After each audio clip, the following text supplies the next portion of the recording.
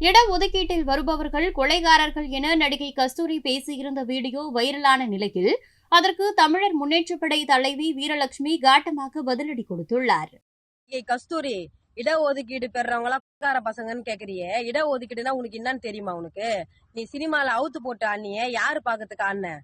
அந்த இடஒதுக்கீடு பெற பசங்க டிக்கெட் கொடுத்து வாங்கன்னு பணத்துல தானே நீ வந்து உன் மானத்தை காப்பாத்துக்கா துணி வாங்கி போட்ட.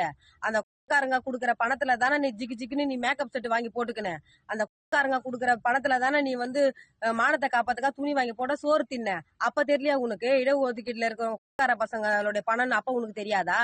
இப்ப வந்து உனக்கு இடஒதுக்கீடு பெறவங்க கோட்டால இருக்கிறவங்க எல்லாருமே பசங்க தெரிய உனக்கு பின்னாடி அவ்வளவு வாய் கொழுப்பு உனக்கு.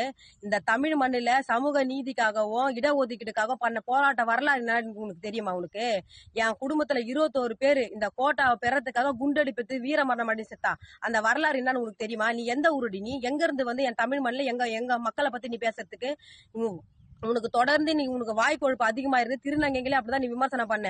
இந்த வாய் கொழுப்பு உனக்கு அடக்கணும். தமிழ் மக்கள் கிட்ட 3 தினத்துல நீ மன்னிப்பு கேட்கலனா எமது தமிழர் முன்னேற்ற படை 3 தினத்துக்கு பிறகு உன்னுடைய வீடை முற்றுகையிட்டு உனக்கு மிகப்பெரிய பாடத்தை புகட்டுவோம்.